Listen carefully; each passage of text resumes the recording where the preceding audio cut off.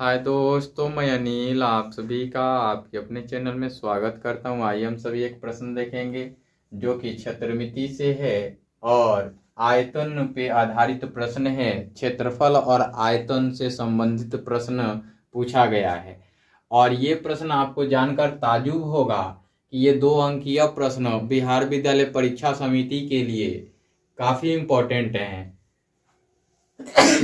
मैं आपको बताऊं कि ऐसे प्रश्नों को सॉल्व करना काफी आसान होता है और इस टाइप के प्रश्न बार बार पूछे जा सकते हैं। केवल थोड़े से शब्द परिवर्तन किए जाएंगे, नए प्रश्न बन जाएंगे, या थोड़ा सा डाटा परिवर्तित किया जाएगा और नए प्रश्न बन जाएंगे। मैं आपको वो भी डाइवर्सिटी बताऊंगा। पहले प्रश्न को हल करके हम सभी सीखते हैं, ठीक है ना। तो आइए देखते हैं प्रश्न क्या दिया है। कहता है किसी ठोस घनाभ जिसकी विमाएं अर्थात भुजाएं 9 सेमी 11 सेमी गुणा में दिया हुआ है और 12 सेमी। ऐसा इसलिए दिया गया है कि मैं बताऊंगा कि इसका औचित्य क्या है।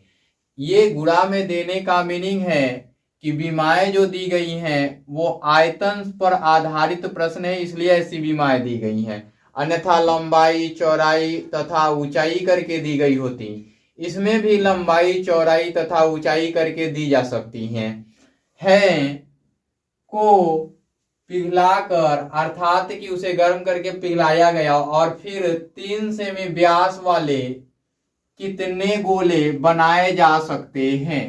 तो पहले एक चीज समझते हैं। यहाँ घनाभ दिया गया है, ये भी त्रिविमीय आकृति है, और यहाँ पे क्या दिया गया है, गोला दिया गया है, ये भी त्रिविमीय आकृति है।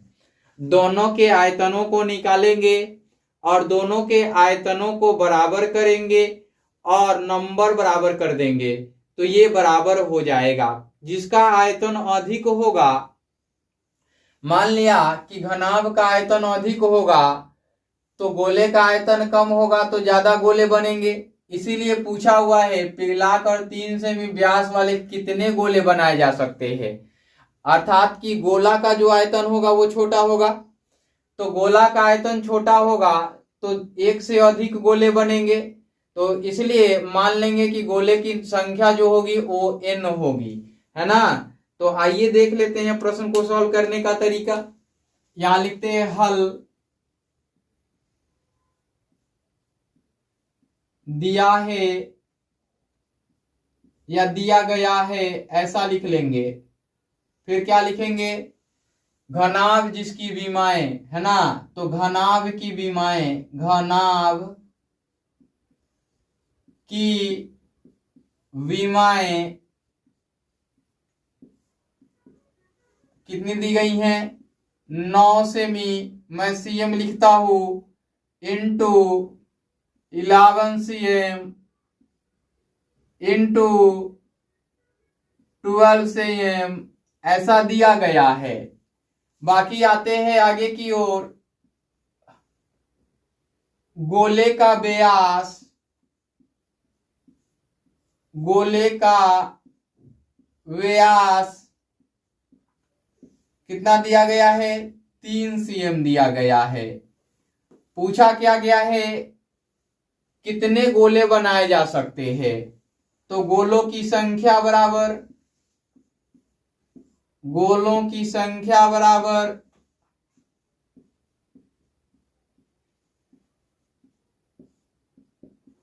व्हाट, ऐसा पूछा गया है। अब आते हैं डाटा के अनुसार चलते हैं। अब पहले हम अलग अलग निकाल लेंगे या डायरेक्ट प्रश्न से चल लेंगे।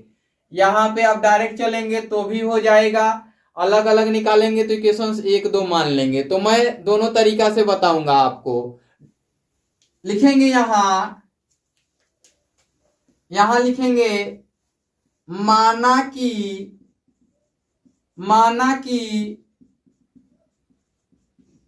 गोलों की संख्या बराबर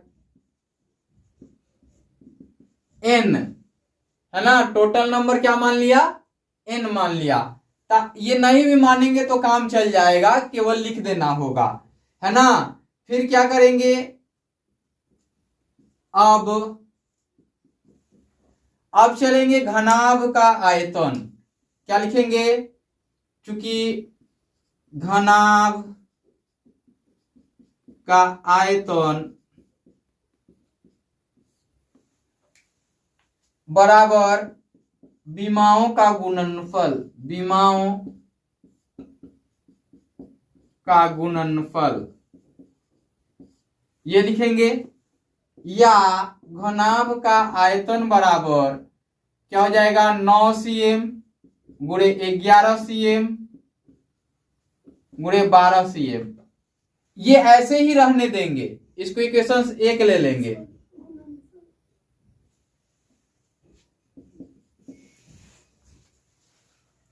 गुणनफल है। अब ये ऐसे ही रहने देंगे। अगर इसको गुणा करके लिखेंगे ना तो आप कंफ्यूज हो जाएंगे। मुझे गुणा करने में दिक्कत नहीं है। देखिए 12 9 108 है और 108 को 11 से गुणा करना आसान होता है। 8 8 और 1 और फिर ये 1, इतना होगा गुणा करके। ये तो हमें दिक्कत नहीं है, क्योंकि हमें कॉन्सेप्ट मालूम है। आपको दिक्कत हो जाएगी। बाकी इसको हम डायरेक्ट इक्वेशन 1 मान लेते हैं, है ना। ये आसान हो जाए इसके लिए हम कर रहे हैं। यदि नहीं भी 1 मानेंगे तो भी हो जाएगा, तो 1 नहीं भी मानिए, बाकी अकॉर्डिंग टू प्रश्न चल लेंगे ना तो हो जाएगा। फिर क्या करेंगे? फिर गोले का आयतन बराबर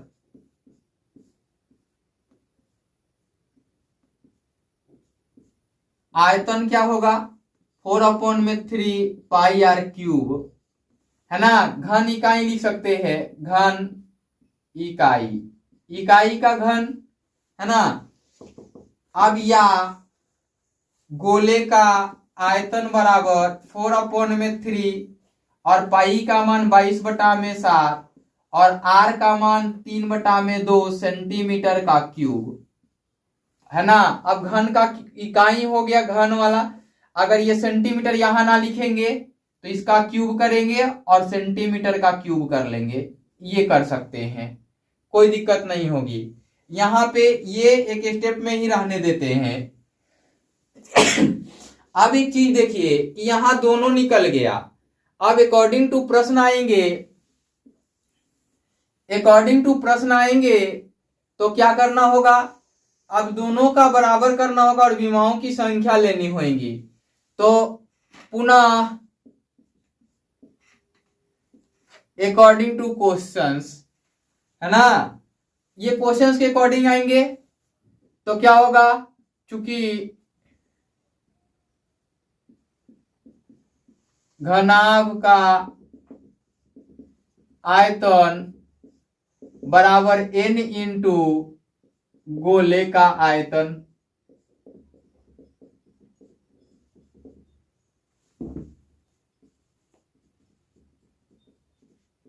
ये होगा। घनाभ का आयतन देखिए क्या है? 9 cm, 11 cm, 12 cm। n का n रहेगा और गोले का आयतन क्या लिखा है आपने? 4/3 और 22/7 और 3/2 का क्यूब लिखा है आपने और cm का क्यूब लिखा है आपने, ये लिखा है। अब देखिए कि ये n रहने देते हैं, इनको इधर की ओर लाते हैं। तो पहले इनका ब्रेक करते हैं तब कैलकुलेशंस करते हैं, आसान होगा। अब आप कैलकुलेशंस करने के लिए पहले इनको ब्रेक कीजिए। 9 cm, 11 cm, 12 cm, n गुणा 4/3 22/7 3/2 3/2 3/2 और सेंटीमीटर क्यूब को काटना चाहे तो काट दीजिए सेंटीमीटर क्यूब से, ये काट दीजिए। नहीं भी काटेंगे तो काम चल जाएगा। अब देखिए यहां से ये 4 तो कट ही जाने हैं। अगर चाहे तो इनको भी 11 बार में काट सकते हैं। 3 से 3 भी कट जाने हैं, है ना।